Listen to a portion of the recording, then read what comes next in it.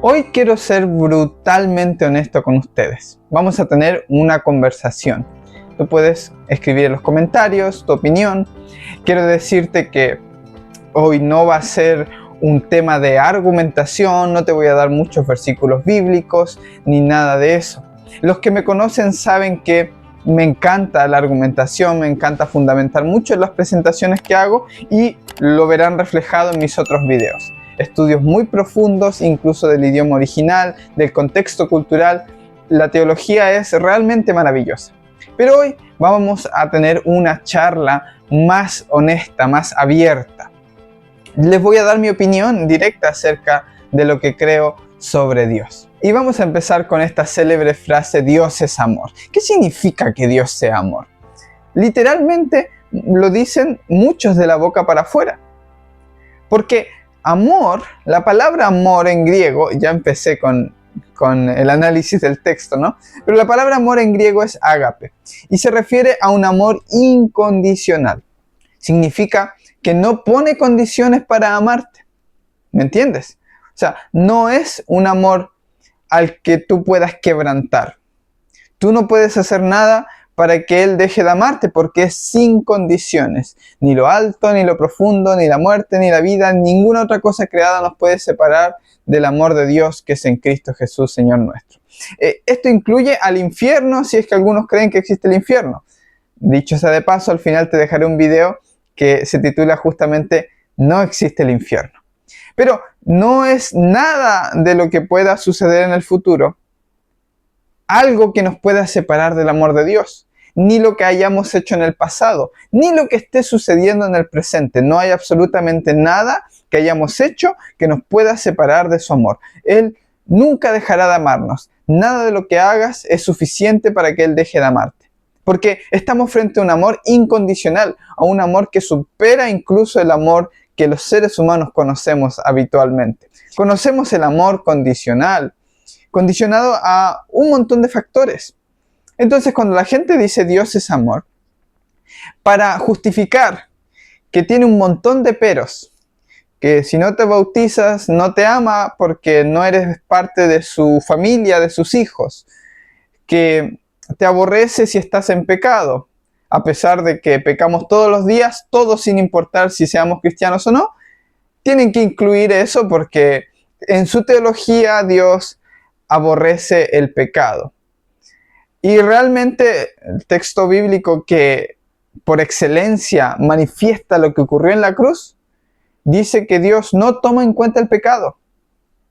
Él dice, Dios estaba en Cristo reconciliando consigo al mundo sin tomar en cuenta el pecado de los hombres. ¿Te das cuenta? O sea, no, en 2 Corintios 5:19 muestra que Dios no toma en cuenta el pecado. No dice que siempre está aborreciendo el pecado. Incluso algunos dicen que Dios ama al pecador y aborrece el pecado. Pero no. Dios ama al pecador y no toma en cuenta sus pecados. Porque el amor, y Dios es amor, no lleva registro del mal recibido. 1 Corintios 13. Así que eso en dejarlo bien en claro. La mayoría que cree esto se basa en salmos y proverbios y obviamente no examinan su contexto para decir una y otra vez, Jehová está enojado con el impío todos los días y aborrece el pecado y aborrece los ojos altivos, etcétera, etcétera. No examinan ni su contexto histórico ni cultural y simplemente lo lanzan así.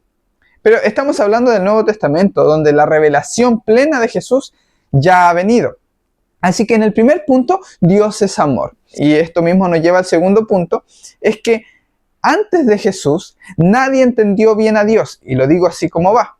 No hay ningún profeta, ni Moisés, ni Elías, ni Nehemías, no hay ningún profeta o escritor del Antiguo Testamento que haya entendido cómo es el carácter de Dios. Estaban en completa oscuridad. Jesús vino al pueblo que estaba en tinieblas y sombra de muerte. Porque los judíos, aunque eran estudiosos de las Escrituras, escudriñáis las Escrituras, le dijo Jesús, porque a vosotros os parece que en ellas tenéis vida eterna, sin embargo, ellas son las que dan testimonio de mí, y no queréis venir a mí para que tengáis vida. Así que el segundo punto es que Jesús es la revelación máxima del carácter de Dios. El que me ha visto a mí, ha visto al Padre. Y la vida eterna es conocer a Jesús, conocer a Dios a través de Jesús, de el carácter que mostró Jesús viviendo en esta tierra. Juan 17:3 dice: esta es la vida eterna, que te conozcan a ti, al único Dios verdadero, y a Jesucristo a quien tú has enviado. Así que, si alguien va a utilizar el Antiguo Testamento para dar argumentos en contra del amor incondicional de Dios, tiene todas las de perder, porque el que realmente mostró la verdad de las cosas fue Jesús. No podemos reconciliar el carácter de Dios que extraemos literalmente leyendo el Antiguo Testamento con un estudio superficial y una lectura superficial, porque vamos a sacar un monstruo y una amalgama totalmente contradictoria. Porque por un lado, uno te dice ama a tus enemigos y el otro te dice córtale la cabeza a tus enemigos. Por un lado, dice dejad a los niños venir a mí porque de ellos es el reino de los cielos. Y por el otro lado, el otro te dice azota a los niños paganos contra las rocas. No tiene ningún sentido. Uno dice yo no te condeno y hace que suelten sus piedras, y el otro dice tomen piedras y mátenlos. Por un lado se bautizan 3.000 personas en un día, y por el otro lado mueren 3.000 personas porque alguien ha dicho cada uno tome su espada y atraviese a su hermano, y así se consagran los levitas. Por un lado el espíritu que viene de Dios hace que puedas matar a un montón de personas, te da las fuerzas para asesinar y asesinar y asesinar. Pero por otro lado, el espíritu que es de Dios es amor, gozo, paz, paciencia, benignidad. Esos son los frutos del espíritu. ¿Dónde ves tú asesinato, violencia? Esos son los de la carne. Ira. Dicho sea de paso, creemos que, por ejemplo, fue Dios quien le da la fuerza a Sansón para que mate a los demás. Cuando tú estudias las historias del Antiguo Testamento, te voy a poner aquí el ejemplo de Sansón. Podemos hablar de muchas más, pero ya que estamos sobre Sansón. Él era nazareo, no de Nazaret, sino nazareo. Es el voto nazareato que está en el libro de Números. Y este voto implica que tú, aparte de que mantengas tu cabello largo, que no comas alimentos que te contaminen y que no estés cerca de cuerpos de muertos y mucho menos asesines. Así que el voto de nazareato justamente te evita implicarte en acciones bélicas y de matar a otro. Así que cada vez que Sansón mataba, estaba rodeado de cuerpos de muertos, quebrantando su mismo voto. Fíjate tú que eso viene desde el nacimiento. Y cuando el ángel se le presenta a los padres de Sansón, tú revisa en la Biblia. Nunca les dice que él tendrá una superfuerza. Pero justamente por el voto nazareo, la liberación de Israel no debía ser por medios bélicos, ya que él no podía contaminarse ni matando a alguien ni estando cerca de un muerto. Puedes leer el voto de Nazareo en el libro de Números. Así que nuestro primer punto es que Dios es amor y es amor incondicional. No hay pecado que tú puedas cometer para que Él deje de amarte, de perdonarte y de limpiarte cada vez. En segundo lugar, el único que muestra la verdad de las cosas acerca de cómo es Dios es Jesús. Cualquier otro texto, ya sea del Antiguo o del Nuevo Testamento, que contradiga a Jesús, debe sujetarse a la revelación que dio Jesús. Y ese debe ser estudiado, debe ser examinado, porque si contradice la vida de Jesucristo, algún fallo hay allí, algo no estamos viendo, algo no estamos entendiendo. Y habitualmente, en mi experiencia, ha sido así. Al revisar el texto en su idioma original o al revisar la cultura en la que se escribió, los destinatarios, o hacer un exégesis de él, nos damos cuenta que es muy diferente a lo que parecía decir. Otro problema que veo habitualmente en el mundo cristiano son los clichés. Los clichés son fruto de completa ignorancia, porque repetimos como loritos lo que nos han dicho, y ese es nuestro mensaje evangélico. Repetir y repetir. Les pongo un ejemplo. Dios ama al pecador, pero aborrece al pecado. No examinamos nunca eso y lo damos por cierto, como si fuera un texto bíblico básicamente, que de por sí no lo es. Otro cliché. Dios es amor, pero también es fuego consumidor. Ese texto tampoco existe. No hay un pero también. De hecho, cuando en el libro de Hebreos habla acerca de esto, está diciendo que es un castigo correctivo hacia aquellos a quienes ama. Así que el fuego consumidor no lo podemos comparar a un fuego destructor. Es más como el fuego purificador del que entendían los hebreos, ese fuego que comía el sacrificio, por decirlo así. En el libro de Malaquías habla de fuego purificador y de jabón de lavadores. Se refiere al fuego que se usa para refinar el oro y la plata, ¿ok? Limpiarlo de la escoria. Así que un castigo correctivo, que es la palabra que siempre usa Jesús para castigo, kolasis, tiene una duración limitada. De hecho, al final de este video también, aparte del video del infierno, te dejaré el del castigo eterno, ¿ok? Otro cliché muy común es Dios es amor, sí, pero también no olvidemos que es justicia. Y este cliché está basado en un concepto totalmente erróneo de la justicia de Dios. Ponte tú a pensar, ¿cuál es el tipo de justicia que mostró Jesús aquí en la tierra? ¿Mató a alguien? ¿Asesinó a alguien? ¿Condenó a alguna persona? Para nada. Y Jesús, no me digas que no fue justo. Él mostró la auténtica justicia de Dios. Su justicia es salvar al que no lo merece. Por eso en el libro de Romanos dice que Dios manifiesta su justicia al haber pasado por alto en su paciencia los pecados, al haber justificado al impío. Dios manifiesta su justicia y las riquezas de su gracia. El libro de Isaías dice que su salvación pronto se dejará ver y aparecerá su justicia. Quiere decir que la salvación de Dios es equivalente a su justicia. Pero claro, como tenemos el erróneo concepto humano de justicia y tenemos un montón de historias del Antiguo Testamento mal entendidas, pensamos que la justicia de Dios es el que no me adora, lo mato, lo castigo, lo destruyo. Y a veces de la forma más dolorosa y escandalosa posible. Para yo manifestar mi gran poder y justicia y que de mí nadie se burla. No os engañéis, dicen algunos, el Señor no puede ser burlado. Y claro, el texto dice lo siguiente, lo que el hombre sembrare, eso también segará.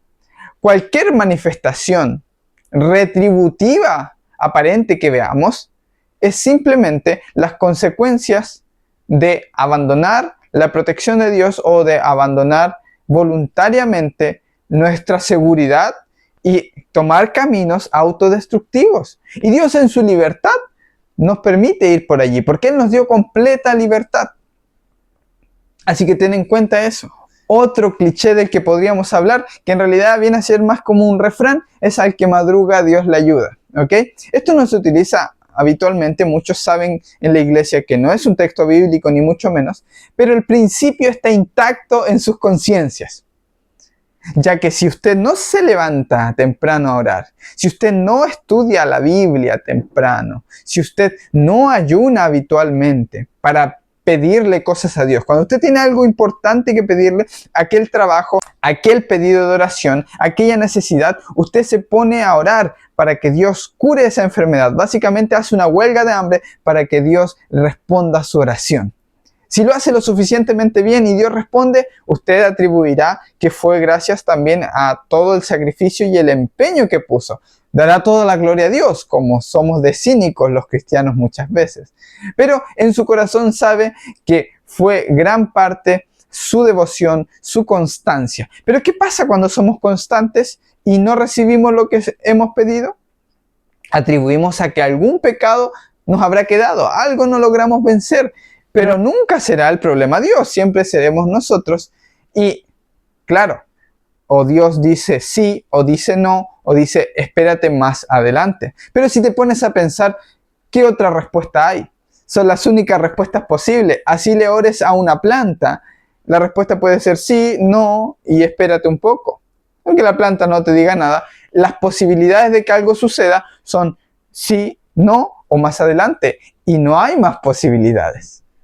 Así que es como forzar una respuesta de Dios, como para sentir que el sistema funciona así. Pero no, estás muy equivocado si piensas que el asunto acerca de Dios funciona por medio de méritos y de obras. Dios te ama, es tu Padre. No necesitas trabajar como el hijo mayor, sin desobedecerle jamás, para que Él te dé un cabrito para que te goces con tus amigos. Porque el Padre le dice, todo lo que tengo es tuyo, hijo. Dispone. El único que no va a disponer de aquello eres tú mismo, que te vas a autoprivar porque consideras que no te lo mereces. Pero no es un asunto de merecérselo, no. El Padre organizó una fiesta para un hijo que para nada lo merecía, que era completamente pecador, ni siquiera terminó de escuchar su confesión. O sea, al Padre no le interesan nuestras confesiones para ganar su perdón. Tenemos el perdón gratuito de Él. Así que dejemos de creernos esclavos y siervos de Dios. Yo personalmente no me considero un siervo de Dios, porque soy su hijo. Es más, me considero también su amigo, pero no un siervo. Él mismo dijo, yo ya no los llamaré siervos, porque la revelación que nos dio Jesús fue para acercarnos al corazón mismo del Padre, entrada directa. Y si tú todavía sigues viviendo como un esclavo, un siervo, teniendo que hacer obras, teniendo que ir a la iglesia, orar más, leer más la Biblia, hacer obra misionera, ayunar más para que Dios responda esa oración, no estás pidiendo con el espíritu de su Hijo que dice, Abba papito, que con la confianza plena de que si lo que tú pidas, te lo dará. Y esto cambia tu vida completamente una vez que lo entiendes. Número 4. El entendimiento correcto de la cruz. Te lo voy a decir sin más explicaciones porque en otros videos lo hemos tratado con mucho fundamento. Y es que la cruz no es un sacrificio humano para apaciguar la ira de Dios. No, Dios no envió a su Hijo para que Él pudiese aplacar su ira castigando a su Hijo a fin de no tener que matarnos a nosotros. Es como si Jesús estuviera tratando de contener a Dios, diciéndole, no, por favor, no lo mates, no le pegues, no lo golpees. Algunos dicen, mi sangre, Señor, mi sangre. Que Jesús está frente al Padre diciendo, mi sangre, ya me hiciste sangrar a mí, no le rompas la cara a Él. Básicamente, es la idea popular que se tiene de la cruz. Jesús murió por nuestros pecados para que nosotros no tengamos que morir por Él. Por eso Él te ofrece, como si fuera una oferta limitada de tiempo, ¿no? Te ofrece la salvación. Te ofrece salvarte ¿de qué? Salvarte de la ira de Dios. O sea, el mismo Dios que te quiere matar, te ofrece salvarte de sí mismo. Pero antes tuvo que castigar a su Hijo para no tener que castigarte a ti. La santa ira de Dios fue derramada sobre la cruz. Obviamente esto es un completo mito. Lo hablamos en nuestro tema. Jesús no murió para perdonar tus pecados. Lo que sí muestra la Biblia es que Dios previó que esto sucedería. Que los fariseos en su corazón religioso no soportarían el mensaje de amor y de gracia que trajo Jesús para con los pecadores. Porque dejaría entrever su santurronería y echaría abajo toda su supuesta fachada de santidad ante el pueblo.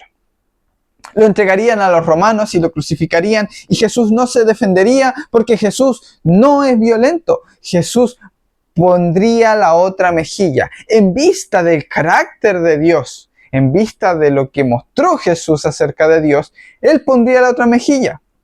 Él no se resistiría a los que le quisieran quitar la capa, ¿me entiendes? Su carácter no cambia, Él es el mismo ayer, hoy y por los siglos. Entonces sería crucificado. Si volviese a venir por segunda vez y aún fuéramos tan intolerantes, Él tampoco se resistiría a algo así. Así que pensemos bien, el reino de Cristo es diferente a los reinos de este mundo que se imponen para gobernar a otros. Jesús es muy distinto. Él puso la otra mejilla y Él gobierna a través del servicio y se lo dijo a sus discípulos. Yo vine a servir. El mayor de vosotros será el siervo de todos, no será como las naciones. Así que al Jesús mostrar que no es violento, que el Padre no tiene malas intenciones ni deseo de castigar a la humanidad, sino que al contrario pondría la otra mejilla aun si lo quisieran matar a su Hijo y nos perdonaría. Esta es la forma de Dios de decir tregua. Estoy buscando reconciliarme con ustedes. Lee 2 Corintios 5:19, está muy claro. Es la forma de Dios de reconciliarse con nosotros al no tomar en cuenta el gran pecado de matar a su hijo. Porque en realidad Dios nunca estuvo enojado. Hablamos en términos humanos cuando decimos Dios te perdona, porque en realidad nunca se enojó contigo. Por eso yo siempre digo, siempre estuvimos perdonados, nos ha perdonado a todos, pero es otra forma de decir, jamás estuvo enojado en realidad. Y tú en este video puedes poner un montón de comentarios queriendo decir que es mentira lo que estoy diciendo. Pero a mí no me interesa en este video demostrar nada, ya lo he hecho en otros videos. Este video es una charla para que sepamos el gran problema que estamos teniendo como cristianos, que son hablar de un Dios de amor y hablar de que predicamos de un Dios de amor, pero cuando ponemos la lupa, vemos que no es para nada amoroso. Y es una absoluta contradicción y se vuelve una tremenda hipocresía. Predicar de que Jesús es el Hijo de Dios y predicar mucho a Jesús, pero después cuando llega el momento de compararlo con Elías y con Moisés, al igual que Pedro, ponemos 3 tabernáculos para ellos, para adorarlos como si estuvieran al mismo nivel. Pero el Padre dijo, a él oíd, a mi Hijo. Y no escuchamos a Jesús por encima de todos los otros textos bíblicos que avalan nuestra apreciada teología, ¿no? El tercero son los clichés, producto de tanta ignorancia. Debido a que no tenemos un estudio sustancial, profundo y una base sólida de las Escrituras, acudimos a lo que nos han dicho y repetimos una y otra vez. Y ese es el conocimiento promedio del cristianismo. Y digo promedio porque muchas personas saben mucho de la Biblia, realmente saben muchísimo, pero justamente ellos no caen en estas repeticiones y reiteraciones de lo que han dicho otros. Estudian. Pero hay otro gran porcentaje que se pretende saber mucho de la Biblia porque va a una iglesia, porque ha dado algún estudio bíblico acerca de su doctrina y cree que sabe demasiado, pero en realidad cada vez que yo escucho un cliché me doy cuenta de lo poco que esa persona sabe acerca de las Escrituras. Y la cuarta de la que estamos hablando es el malentender la cruz. Y muchos dicen, entonces si Dios es amor, si Dios salva, ¿para qué murió Jesús? ¿Pero estamos locos o qué? Cuando dicen, entonces si no tengo que hacer nada, si la salvación es por gracia, entonces ¿para qué murió Jesús? Yo no sé qué Biblia están leyendo estas personas que dicen esto, porque Pablo lo dice una y otra vez. Ustedes que pretenden justificarse por las obras de la ley, os desligasteis de Cristo y de la gracia habéis caído. También dice, si la justicia verdaderamente viniera por las obras, por demás murió Jesús. O sea, ¿qué es lo que hace nulo el sacrificio de Cristo? ¿El buscar hacer cosas para salvarme y tener méritos para salvarme? ¿O aceptar que soy un pecador y que los pecadores es justamente por los que vino Cristo al mundo? Palabra digna de ser aceptada por todos, que Cristo vino al mundo para salvar a los pecadores, de los cuales yo soy el primero. Obviamente, lo que le da mayor gloria a la cruz de Cristo es que salve a las personas, no que se pierdan. Pero estamos tan acostumbrados a que como murió Jesús, entonces la salvación debe ser tan difícil que tuvo que morir Jesús. Jesús murió porque nosotros éramos unos envidiosos asesinos. Y fue ese mismo espíritu de la salvación por obras que le mató. Pero la salvación es completamente gratuita. El Padre la puso a disposición de la humanidad. Él te salva por gracia. No necesita ningún sacrificio ni de animales ni de humanos. Así que ese es el cuarto problema que hay en las iglesias cristianas. Si te fijas, son 4 cosas muy específicas que desembocan en un montón de otras. Pero yo te dije estas 4. Hablar de que Dios es amor, sin ver el detalle en HD. No darle a Jesús el puesto que merece, es a saber que es la imagen misma de la gloria o el carácter de Dios, que Él es la revelación máxima y que ninguna otra revelación está por encima de Jesús. Los clichés, que son producto de completa ignorancia. Y cuarto, el mal entender la parte central que es la cruz de Cristo, que está completamente conectada con su carácter y su forma de vida. A esa luz debería entenderse. Cristo murió por nuestros pecados. Efectivamente, murió por causa de nuestros pecados. Nosotros le tuvimos por azotado, por herido de Dios y abatido. Sin embargo, Él fue herido por nuestras rebeliones, molido por nuestras iniquidades. Creímos, dice el texto de Isaías, que Dios lo estaba abatiendo, pero fuimos nosotros. Y voy a agregar un quinto y último punto, que es la tradición. Y no me refiero solamente a la tradición de la Iglesia Católica. Me refiero a la tradición eclesiástica en general. De partida, ir a la iglesia. Si uno se pone a estudiar bien la Biblia, se dará cuenta de que en la iglesia primitiva se reunían en las casas. De hecho, el templo fue destruido en el año 70 y se continuaron reuniendo en las casas, incluso en las catacumbas. Así que no había un ir a la iglesia, sino que la palabra eclesía significa la congregación. Para los primeros cristianos y para los romanos de aquella época era la congregación, un grupo que se reunía. La iglesia son las personas, no es el edificio. Otra tradición es sustentar el edificio por encima de las personas. Y aquí viene el diezmo y vienen otros asuntos. Pero en la iglesia primitiva de los apóstoles no había diezmo. Y no había diezmo porque vendían todas sus posesiones. ¿De dónde iban a sacar el diezmo si habían vendido todo? Lo ponían a los pies de los apóstoles y se repartía cada uno según su necesidad. Así que imposible que hubiese alguna especie de diezmo. Además que el templo ya no estaba presente. Y era para ayudar a la viuda, al huérfano, al extranjero y al levita. Pero hoy en día no hay cleros. Fíjate tú, no hay sacerdotes, líderes espirituales como le llaman.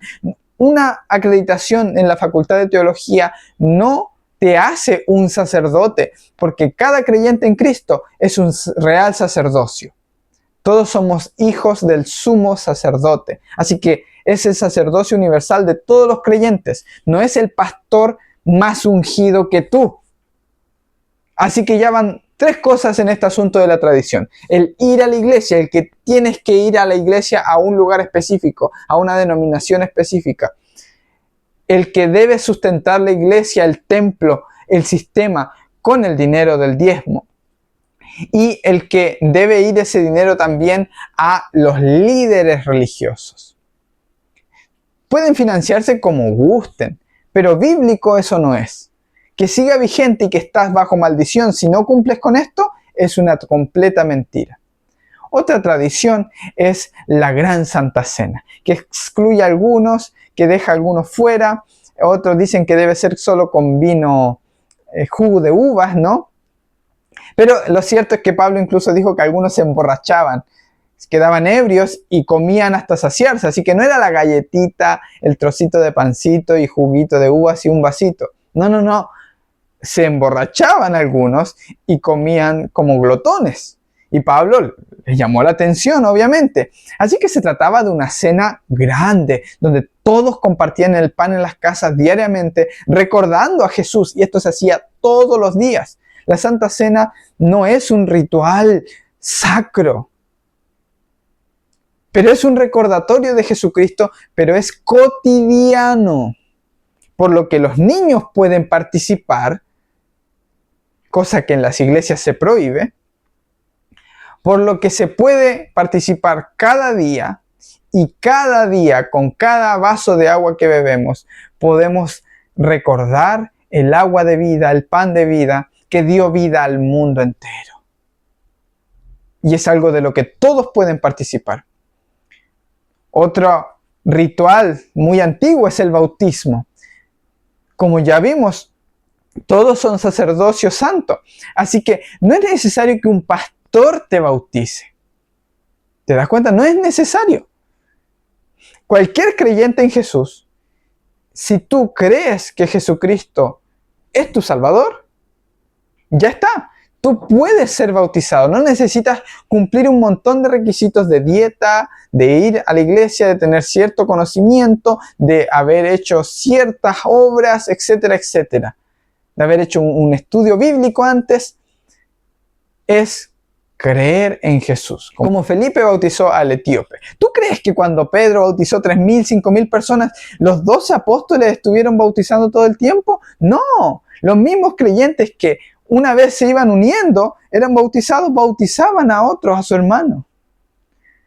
Así que el asunto del bautismo para tú ser anotado en una iglesia también es una tradición más de control que de realidad espiritual. Y esto me lleva a otra tradición que es la expulsión de la iglesia. Tú sabes que eran los fariseos. Y Jesús dice en Juan 16, 2 y 3. Llega la hora cuando se expulsarán de las sinagogas y os perseguirán y os matarán. Y cualquiera que haga esto pensará que rinde un servicio a Dios, y harán esto porque no me conocen a mí ni a mi Padre. Cualquiera que no conozca a Dios estará de acuerdo con expulsar a alguien de un grupo por algún pecado o algo de lo que no esté de acuerdo él con el grupo. ¿Por qué? Porque no conoce a Dios.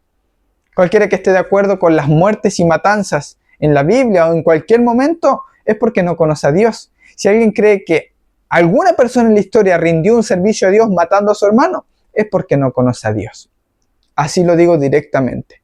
Y la expulsión de la iglesia era muy habitual de los fariseos. A Jesús lo expulsaban de la iglesia, a los apóstoles de las sinagogas, y hoy en día lo siguen haciendo pensando que rinden un servicio a Dios.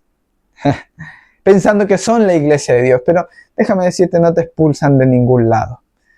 No te echan del libro de la vida, ni te borran tu nombre. Solamente te lo borran del registro de la iglesia. Pero ¿sabes qué? Habitualmente cuando te echan de la iglesia, te encuentras con Jesús. Él fue el caso del ciego. Cuando salió, lo habían expulsado. Ahí se encontró con el Maestro. Y tengo algunos puntos más en el tintero, como el asunto de la oferta o el anuncio de la salvación. Me refiero a vender la salvación. El asunto del alarmismo y de meter miedo a las personas acerca del fin del mundo. Eso es otro tema más que podremos hablar en otro momento con más calma. Bien, pero hasta ahora tenemos estos 5 puntos que espero que hayan quedado claros, y si te ha sido útil este video te invito a suscribirte a nuestro canal. Por aquí te dejo los videos que he prometido, el del infierno no existe, y el asunto del castigo eterno. Quiero compartir contigo también nuestra página web, donde encontrarás todos los libros que hemos escrito y eventualmente algunas noticias también que publicaremos. Un abrazo a todos, chao chao.